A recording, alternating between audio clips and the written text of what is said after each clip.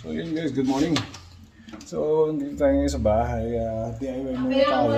Kasi isang outlet natin dito is hindi gumagana and with burnt sides, signs, So ito siya. Ayan. So ito yung mga original pa dati na nakakabit. Ang hindi ako nagkakamali, Royo. So meron siyang burnt portion. Ito. So mukhang nasunog na to pero subukan natin tingnan kung meron bang bulta ito. Tingnan natin muna dito sa isa. Okay. Meron. So yun. So meron siya. Itong isa natin. So wala. Okay. So titignan natin to ngayon.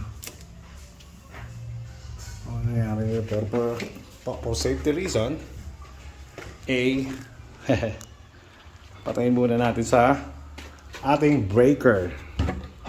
Yan, ang ating breaker. Okay? Okay. So, and then for sure, check muna natin to kung wala na talaga.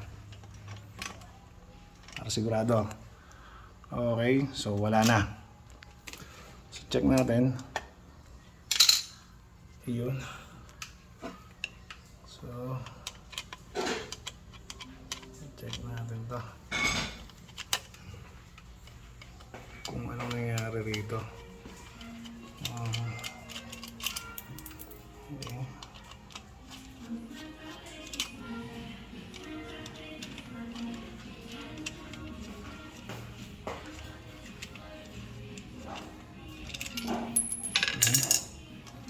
Tingnan natin to. Wow, guys, ayun. Susunog siya. Ayun ang problema sa mga underrated na outlet, Okay? So papalitan natin yan ng ito, guys. Haha.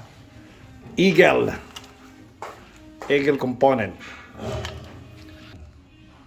Ito, ipapalit natin dyan, So Eagle, baka naman, Okay guys, okay, yan lang, napapalitan natin to. Update na lang tayo mamaya pagka napalitan na natin.